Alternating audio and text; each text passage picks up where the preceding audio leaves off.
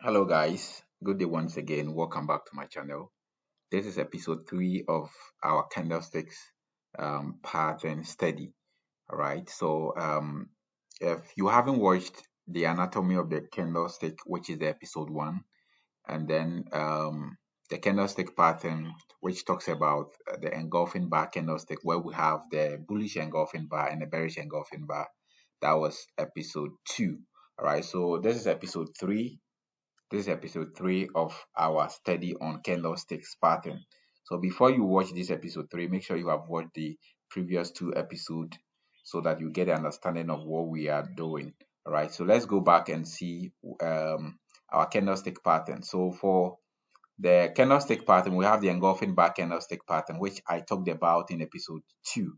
So we are currently on the DOJI candlestick pattern, and that is what we are going to learn for this study. All right, yes. So this is what is called the DOJI candlestick pattern. All right. So we are going to study it carefully and understand the psychology behind the formation of this candlestick pattern. All right. So before we delve into it, if you are new on this channel, make sure you subscribe and then you turn on the notification bell icon. This would ensure that you get updates on all content that I'll subsequently upload. And then make sure you also like this video to support me, and then leave all your questions in the comment section. If you want to follow me on all social media handles, if you want a reputable broker, also check in the description. I have a link for you on recommended brokers, and all my social media handles are also there in the description. Right, so guys, let's move on to our study, which is we are looking at the DOJI candlestick pattern. All right, we want to look at the psychology behind the formation of this type of candlestick pattern.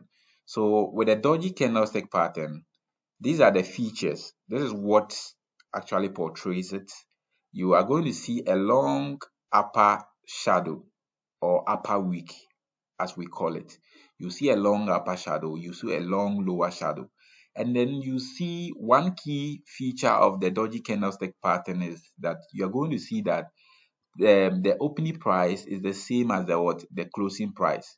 So price will open, all right. The price of the candle will open here, okay. Sellers will push the price all the way down here. That is the lowest price. Then buyers will come into the market. They will push the price all the way up. So we'll have the high of high of that candlestick. That's the highest price got to. And then sellers came into the market again. They pushed the price all the way down to the opening price. So with the DOJI candlestick, the candle opens at a certain price and closes at the same price. So you are not going to see a difference between the opening price and the closing price. So you see a long upper wick, you see a long lower wick, and then you see the opening price and the closing price to be the same. All right. Now we call this type of candlestick the indecision candle. The indecision candle, meaning that market is not able to take sides whether it wants to go up or it wants to go down, or whether buyers are in control of the market or sellers are in control of the market. In this type of candlestick pattern, we can't actually know whether price will continue to go up or it will continue to go down. Okay, so we call it indecision candle. The market has not been able to take sides. All right, so when you see this type of candlestick, if market is in an uptrend and you see this candlestick forming, it is likely that market may not continue going up because there is now indecision. Buyers are not able to push the price up again. In case market is in a downtrend and there is a formation of this candlestick, it tells you clearly that the sellers are losing their strength. They were not able to push price down further because the opening price and the closing price is the same. You can't differentiate whether price will go up or it will go down. So we use this type of candlestick pattern in combination with other signals depending on where this candle is forming, whether it is forming on a support, whether it is forming at the end of an uptrend or at the end of a downtrend. All right, so we combine this candlestick indecision, that's the indecision candlestick, in combination with other factors of confluence, all right, to be able to decide whether to buy or sell the market, guys. So you should be able to identify this candlestick pattern in your on your charts. You should be able to identify it on your chart, and then you should be able to trade it well. All right, so let's move on. Now let's go to the chart and see for ourselves. Let's go to the chart and see if we can identify this type of candlestick pattern. That's the doji candlestick. Let me see if we can identify some in the market. If we can identify some in the market.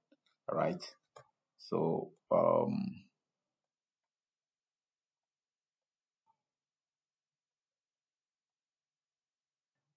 let's see for ourselves. Okay, so this is one. All right, this is one. I've been able to identify one here. You see a number of them on your chart if you can look into your chart well. You see this is one. This is one. As you are seeing here, this is the doji candlestick. Okay, this type of candlestick you are seeing here is a doji candlestick. The opening price and the closing price are the same. All right, if we go down further, we're going to see another doji candlestick. You see another one here. You see another one forming here. You see another doji candle here.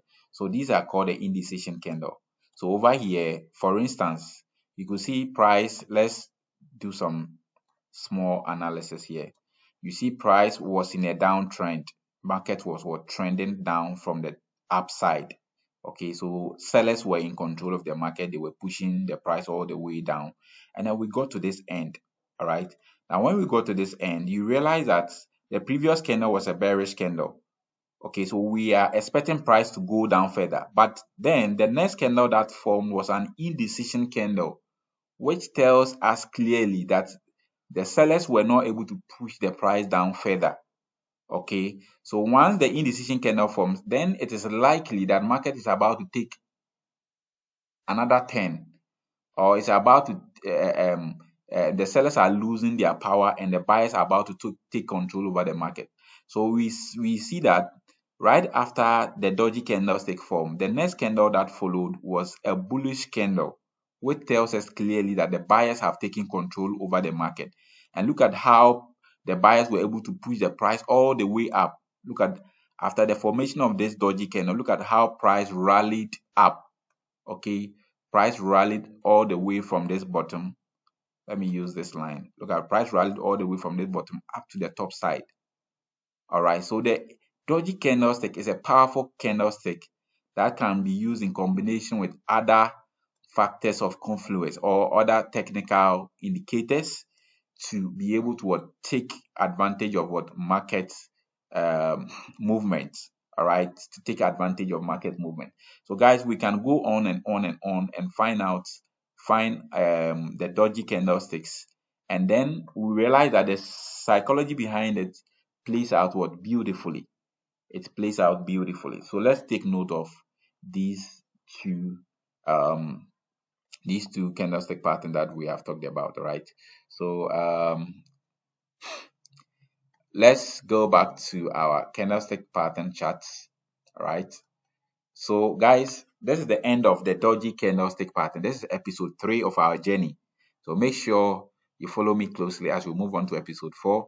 Episode 4, we are going to look at the dragonfly, and then the gravestone doji candles. All right, so thank you so much. Like this video, share with someone, put down your comments, and then let's learn or study together. Thank you so much. I will see you in my next video.